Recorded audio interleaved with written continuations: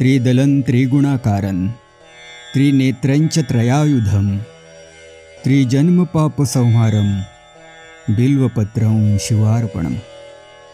तीन दलाचा सत्व रज तम स्वरूप, सूर्य चंद्र अग्नि स्वरूप, त्रिनेत्र स्वरूप, त्रिआयुध स्वरूप आणि तीन जन्मांचं पाप नष्ट करणारं हे बिल्वपत्र मी शंकराला अर्पण करतो। त्रिशाखेर बिल्वपत्रैश्च ह्यच्छिद्रैः कोमलैः शुभैः शिवपूजां करिष्यामि बिल्वपत्रं शिवार्पणम्।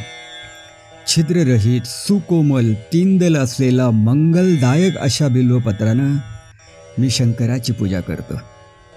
अखंड बिल्वपत्रेण पूजिते नंदिकेश्वरे शुद्धंती सर्व पापेभ्यो बिल्वपत्रं शिवार्पणम्। अखंड बिल्वपत्रानं नंदिकेश्वराची पूजा केली तर मनुष्य सर्व पापांपासून मुक्त होऊन शुद्ध होतो। मी बिल्वपत्र शिवाला अर्पण करतो। शालग्राम शिलामेकां विप्राणां जातु अर्पयेत् सोमयज्ञ महापुण्यं बिल्वपत्रं शिवार्पणम्।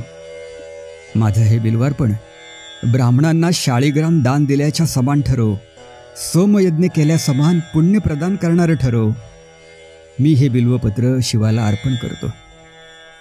दंतिकोटी सहस्राणि वाजपेय शतानि च कोटिकन्या महादानं बिल्वपत्रं शिवार्पणम्। माझं बिल्वार्पण हजारो करोडोंचं दान, 100 वाजपेय यज्ञांचं अनुष्ठान आणि करोडो कन्यादानांइतकं पुण्यवान ठरो। मी बिल्वपत्र शंकराला अर्पण करतो। लक्ष्म्याः स्तनत उत्पन्नं महादेवस्य च प्रियं बिल्ववृक्षं प्रयच्छामि बिल्वपत्रं शिवार्पणम्। महालक्ष्मीच्या वक्षस्थळांपासून ज्याची निर्मिती झाली, महादेवाला जो अत्यंत प्रिय आहे, त्या बिल्ववृक्षाची पानं मी शंकराला अर्पण करतो। दर्शनं बिल्ववृक्षस्य स्पर्शनं पापनाशनं अघोर पापसंहारं बिल्वपत्रं शिवार्पणम्। बिल्ववृक्षाचं दर्शन आणि स्पर्श समस्त पाप नष्ट करणारं आणि अघोरी पापांचं संहार करणारं आहे। हे बिल्वपत्र मी शंकराला अर्पण करतो। मूलतो ब्रह्मरूपाय मध्यतो विष्णुरूपिणे अग्रतः शिवरूपाय बिल्वपत्रं शिवार्पणम्। बिल्वपत्राचा खालचा भाग ब्रह्मरूप, मध्यभाग विष्णुरूप आणि अग्रभाग शिवरूप आहे, असं हे बिल्वपत्र मी शंकराला अर्पण करतो।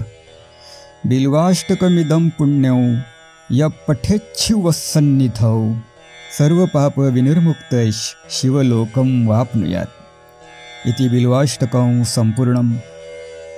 जो शंकराच्या जवळ बसून या पुण्यदायक बिल्वाष्टकाचं पठण करेल तो सगळ्या पापांमधून मुक्त होऊन शिवलोकाला प्राप्त होईल। अशा प्रकारे हे बिल्वाष्टक पूर्ण झालं। ओम नमः शिवाय।